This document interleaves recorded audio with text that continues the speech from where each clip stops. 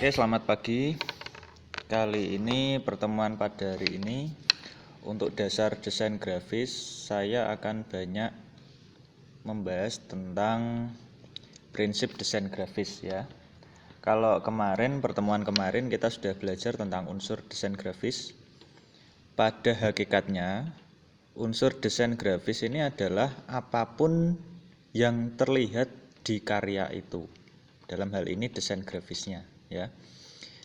Kita mengingat kembali kalau unsur desain grafis itu sekali lagi apa yang terlihat. Jadi bisa berupa titik, garis, warna, bidang, gelap terang, kemudian ruang ya. Seperti itu. Atau tekstur juga sama, itu unsur-unsur. Nah, bedanya dengan prinsip dalam hal ini itu adalah penataan atau komposisi desain grafis. Jadi bisa kita rasakan, tapi sebenarnya tidak bisa kita lihat secara kasat mata. Contoh misalkan saya punya karya seperti ini misalkan.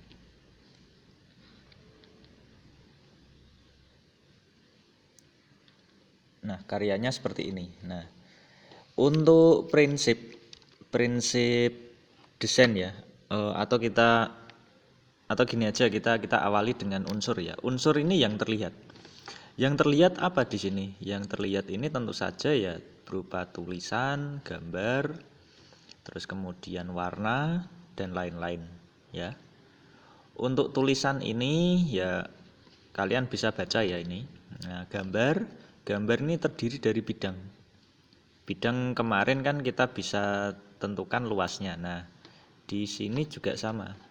Ini saya view dulu.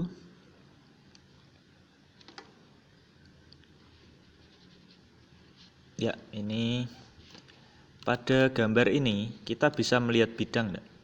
Nah, ini bidang namanya. Ya. Bidang yang disusun sedemikian rupa sehingga bisa terlihat seperti gambar. Ya, ini bidang. Sebenarnya bidang itu bisa juga berupa huruf, sama saja. Ya. Tapi untuk bicara prinsip itu kita hanya melihat atau merasakan tata letak yang ada di sini. Nah, misalkan ini ada wisata Agro Jolong Gembong Pati. Nah, ini kan bagus tuh. Penataannya bagus dan terletak di tengah. Nah, ini berarti dia menggunakan prinsip desain yang nanti akan kita bahas ya. Terus kemudian hierarkinya seperti apa. Nah, prinsip desain itu apa saja? Nah, nanti kita bahas, tapi sebelumnya kalian menyiapkan ini ya, buku catatan ya, agar bisa kalian catat, kalian pelajari. Nanti ketika post test, nanti kalian bisa mengerjakan soal dengan baik dan benar. Gitu ya. Oke, sementara disiapkan dulu catatannya ya. Ini sebenarnya materinya tidak banyak, tapi memang simple ya. Simple, bisa kita pelajari dengan singkat. Karena waktu kita terbatas hanya 3 jam, jadi 1 jamnya hanya 30 menit. Jadi hanya ada 1,5 jam ya untuk kita pahami lebih lanjut. Itu belum termasuk kita nanti pretest atau post test. Oke, sementara itu kalian siapkan catatannya, nanti kalian catat satu persatu. Oke, prinsip yang pertama mengenai tata letak atau komposisi ya, itu ada proporsi. Ini saya tuliskan dulu. Bisa kalian catat ya, proporsi. Benar.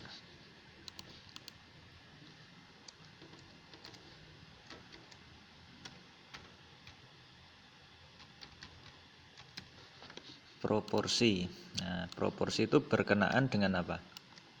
Mungkin kalian tidak asing dengan kata proporsi ya. Proporsi itu pada hakikatnya, kalau kalian pernah apa istilahnya, mendengar kata-kata badannya proporsional. Nah, berarti badannya seperti apa? Kalian tahu? Badannya proporsional, berarti badannya ideal. Gitu ya. Nah, begitu juga dengan sebuah bidang. Ya, misalkan ini ada persegi panjang katakanlah. Persegi panjang ada juga namanya persegi panjang seperti ini. Ada juga yang seperti ini. Nah, ini proporsinya jelas beda-beda ya. Kalau yang ini memang bisa dikatakan ideal. Persegi panjang kita mengenalnya seperti ini. Tapi ketika kita lihat ini, nah, kita akan berpikir, oh, ini kan persegi panjangnya kan tampak kurus. Nah, sedangkan kalau ini tampak gemuk ya, atau bahkan bisa juga besar seperti ini. Nah, itu yang dinamakan proporsi. Ya. Proporsi itu artinya keadaan benda atau bisa dibandingkan keadaan suatu benda yang bisa dibandingkan dengan benda yang lain. Contoh misalkan, kalian pasti kan tinggi badannya beragam. Ada yang tinggi besar, ada yang gemuk tapi pendek, ada yang ideal. Nah, itu bisa kita jadikan ukuran sebenarnya. Ya, jadi proporsi itu mengacu di situ.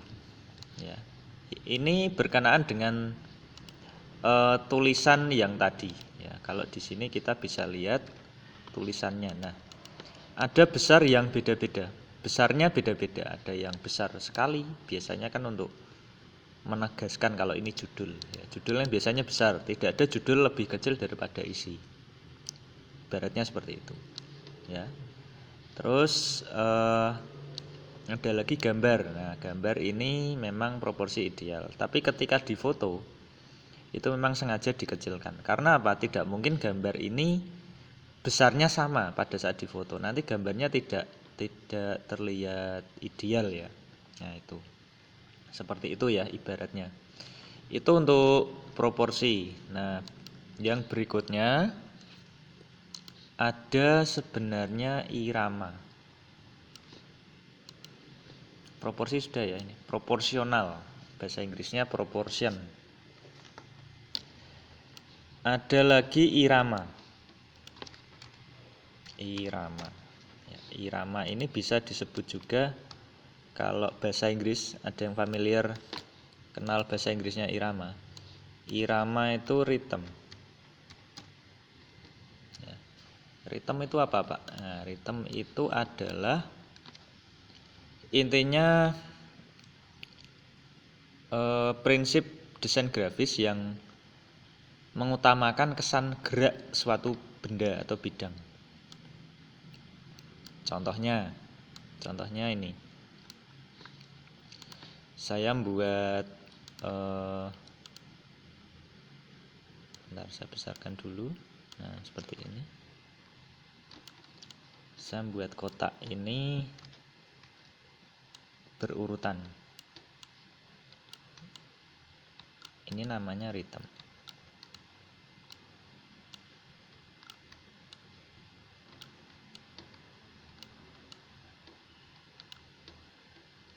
Nah, seperti ini ya. Tapi kotaknya beragam, tidak harus sama ya. Nah, boleh kecil. Ya, intinya tidak peduli dengan besar kecilnya bidang. Seperti itu. Nah, kalau kalian lihat ya, mata kalian pasti mengarah kemana? Dari sekian banyak kotak. Nah, pasti mata kalian akan ke kiri, ke kiri. Perlahan-lahan kalian melihatnya akan berurutan dari kiri menuju ke sini, menuju ke kanan bawah. Bisa kalian rasakan enggak? Ya. Ini kalau di animasi juga ada animasi seperti ini. Jadi kesannya gerak. Tapi tidak bisa kita rasakan, ya. Kalau mengenai unsur kita bisa lihat, oh ini itu adalah apa? Adalah bidang kotak ya, bidang kotak. Tapi kalau prinsip itu bisa kita rasakan. Nah, meskipun alurnya ini tidak bisa kita lihat secara kasat mata. Itu namanya irama. Dan irama ini tidak harus berupa bidang persegi ya. Bisa juga lingkaran, bisa juga trapesium atau segitiga dan lain-lain. Jadi ibaratnya kita akan diajak desain tersebut untuk untuk lari mengarah kemana, alurnya itu seperti apa, seperti itu gitu ya. Itu berdasarkan irama. Nah terus ini saya hapus dulu. Prinsip berikutnya ini ada keseimbangan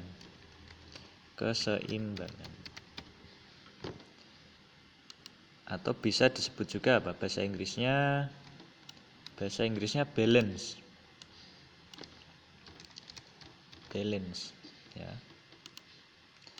Balance ini berkenaan dengan ya keseimbangan.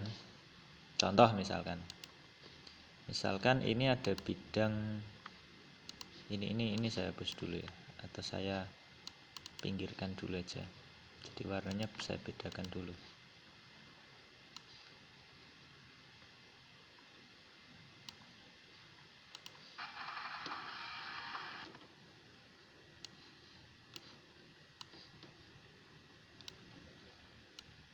Ya, ini ada bidang ya. Kalau saya membuat lingkaran ini saya taruh di tengah misalkan. Nah, ini seimbang enggak? Ya seimbang. Intinya seimbang itu adalah prinsip desain grafis yang sengaja objek-objeknya disusun biar kesannya seimbang, biar terlihat seimbang. Nah, kalian tahu ini ya, tahu apa istilahnya?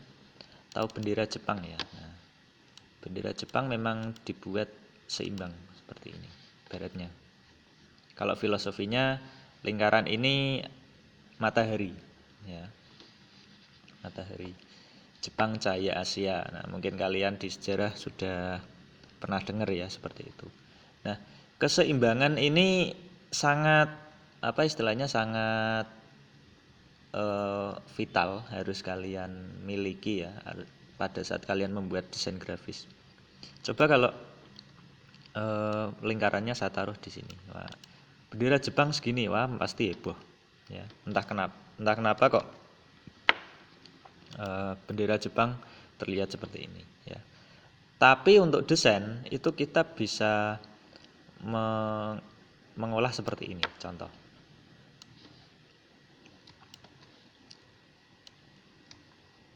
Nah, seperti ini, satu lagi seperti ini.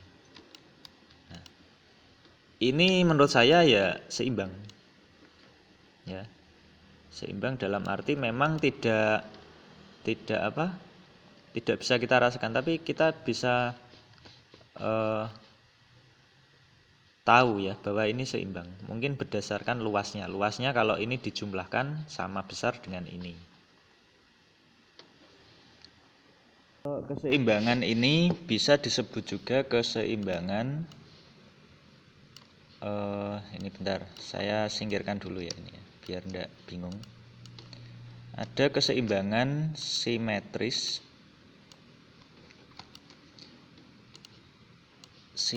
ya, simetris atau disebut juga simetrik, sama. Simetrik bahasa Inggrisnya. Atau bisa juga asimetris. Atau asimetrik.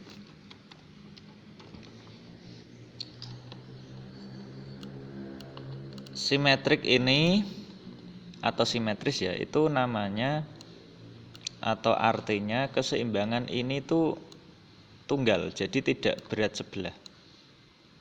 Jadi misalkan ibaratnya seperti tadi ya, seperti tadi. Nah, seperti ini yang tadi bendera Jepang itu tadi, itu namanya keseimbangan simetris. Ya, jadi ketika kita merubah bagian ya, membelah bagian ini jadi 2 atau 4 ya, ini sama besar. Tapi beda ketika asimetris. Nah, asimetris ini boleh seperti ini. Nah, bahkan ini membuat lebih dinamis. Atau bisa juga kita tambah lingkaran ini ya, jadi kecil sekali. Nah, yang penting luasnya kira-kira sama. Ini tidak ada hitungan khusus ya, yang penting dikira-kira. Ini tidak berat sebelah. Nah, kalau kita gambar seperti ini, terus ada, bentar, ini stroke-nya tak buat tebal dulu.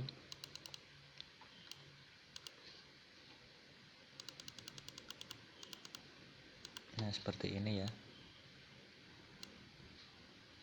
Misalkan di sini ada kotak. Nah, ini anggap saja ini timbangan ya. Nah, ini bisa kita rasakan bahwa ini seimbang. Itu namanya asimetris kalau ini. Gitu ya. Oke, yang berikutnya keseimbangan sudah paham, terus kemudian berikutnya adalah hierarki.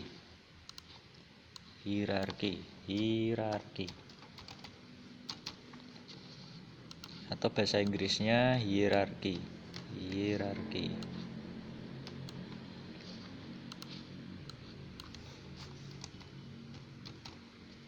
Nah, hierarki ini apa, Pak? Hierarki itu adalah objek atau bisa juga prinsip desain grafis yang mengutamakan alur baca. Misalkan ini saya ada objek seperti ini. Terus ada objek yang besar. Terus ada objek seperti ini.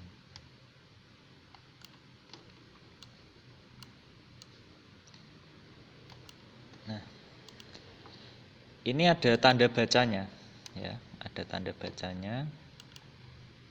Misalkan seperti ini.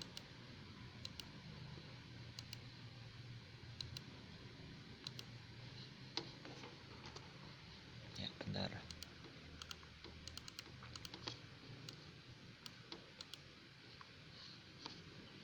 Hierarki itu berurusan dengan itu. Jadi ketika seperti halnya kalian pernah baca komik ya, pernah ya baca komik. Nah, hierarki ini sama sebenarnya, alur baca juga sama. Nah, jadi kalian membacanya pasti dari kiri ya. Hierarki kita sebagai orang Indonesia itu dari kiri. Tapi beda halnya dengan orang Arab, orang Jepang ya. Orang Jepang, orang Arab, kalau kalian lihat komiknya yang versi asli, itu bacanya dari kanan ya. Nah, ini ada hierarki seperti ini. Kalau kita terbiasa bacanya dari kiri, kalau ada atas bawah seperti ini, kita biasanya bacanya dari atas ke bawah. Terus ketika berganti bidang, maka dari kiri lagi seperti ini. Ya ibaratnya hampir mirip seperti komik lah. Alur baca kalau hierarki itu. Gitu ya. Terus yang berikutnya, setelah hierarki ini ada kontras. Atau bahasa Inggrisnya ya sama, kontras. Cuma tulisannya saja. Kontras ini apa, Pak? Kontras itu intinya prinsip desain grafis untuk membedakan. Jadi membedakan atau beda atau berlawanan ya, membedakan bidang. Jangan sampai seperti ini. Kalian mendesain seperti ini, terus ada lingkaran ya. Ada lingkaran seperti ini, warnanya gini. Kalian bisa lihat ya, kalau mata kalian normal mungkin bisa lihat ya. Tapi beda lagi kalau kontrasnya atau warnanya dibuat berlawanan sekali. Misalkan ini kuning. Nah, ini kan terlihat. Ya, ibaratnya kontras itu berlawanan. Jadi ada gelap, misalkan ini bidangnya berwarna gelap ya, gelap dan terang. Terang ini diwakili oleh oleh warna kuning, atau bisa juga warna putih juga sama. Ini kontras ya. Fungsinya untuk apa? Untuk memunculkan bidang ini tadi. Ya hampir sama dengan ini ya. Hampir sama dengan ini. Nah, biar tulisannya terlihat ya, maka harus menggunakan warna-warna yang kontras. Jangan sampai kalian nanti menggunakan warna, kalau ini warna gelap ya, kamu buat warna gelap warna merah itu tidak kelihatan. Itu kontras ya. Fungsinya untuk itu, biar terlihat desain atau objek desain yang kalian lihat bisa tampak ya. Terus ada lagi kesatuan atau unity. Kesatuan atau bisa juga unity.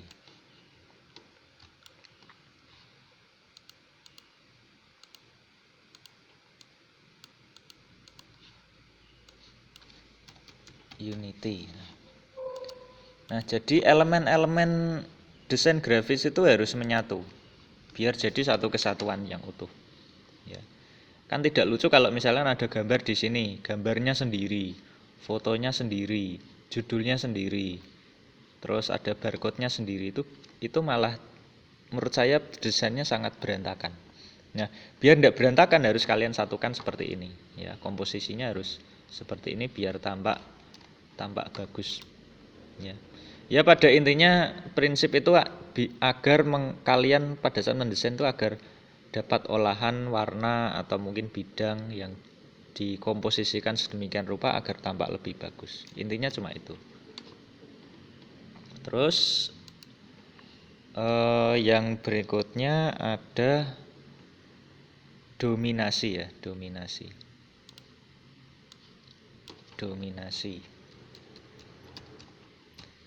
Dominasi atau domination juga sama. Atau bisa juga nama lainnya point of interest.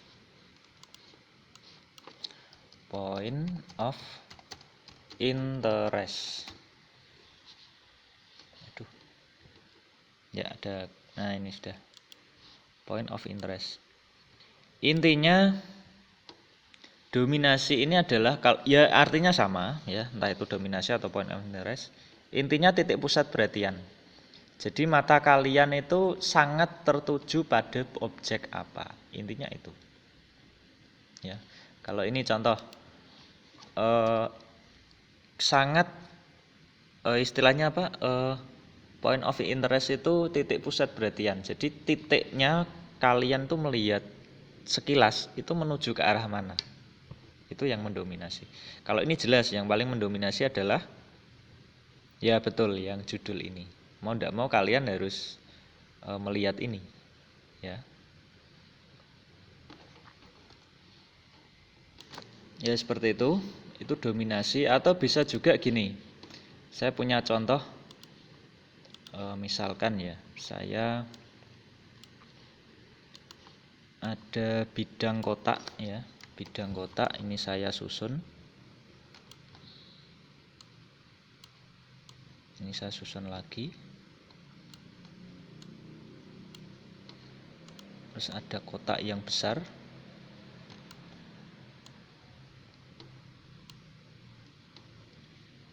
Ya, ada kotak lagi.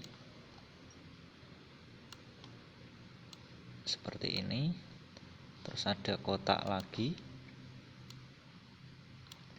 Ada kotak lagi. Nah, saya membuat satu ini warnanya mungkin merah.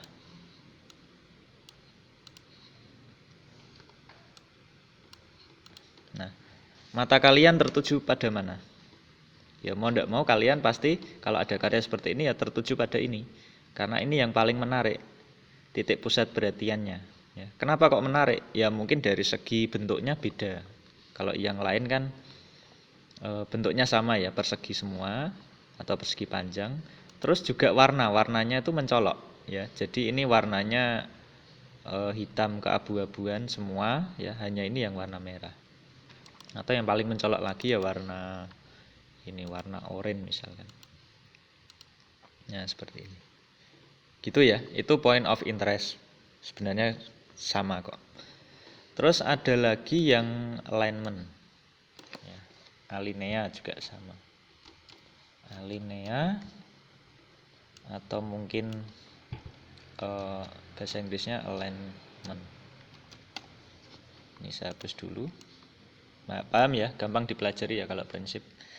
Alignment ini adalah prinsip desain grafis yang untuk penempatan rata, entah itu di tengah horizontal ataupun di tengah vertikal. Contoh misalkan, ini memang software Adobe Illustrator ya. Nah, ini kan saya punya bidang gambar. Tulisan ini saya taruh di tengah. Maka saya harus menggunakan align. Ya, terletak di tengah. Ini saya klik dulu. Nah, horizontal, ini bisa vertikal. Ya. Atau kalau di Word itu ada, kalian mesti familiarnya di Word. Ya. Tulisan judul ditaruh di tengah. Kan tidak mungkin judul itu ditaruh di pinggir. Seperti itu. Ya, hampir sama dengan bidang. Gitu ya. Itu hanya itu prinsip desain yang bisa kalian pelajari, dan saya harap kalian nanti juga di samping kalian mengolah unsur-unsur desain grafis, kalian jangan lupa pertimbangkan prinsip desain pada karya kalian nanti ketika kalian praktek ya, seperti itu. Oke, itu saja dari saya. Semoga apa yang saya kasih materi pada hari ini bisa bermanfaat dan kalian paham. Terus nanti saya harap juga post testnya juga bisa dikerjakan dengan baik, karena sebenarnya itu mempelajari desain grafis itu gampang susah. Susahnya apa? Ya itu nanti kita pelajari. Yang susah itu prinsip memang. Ya, kalau untuk urusan unsur-unsur desain grafis sih gampang. Ya, bahkan di kelas kalian ada yang juara 2 lomba poster ya, itu juga dulu mungkin saya yang jadi juri, tapi pertimbangan saya menilai itu berdasarkan ini tadi ya, prinsip-prinsipnya, prinsip-prinsip desain.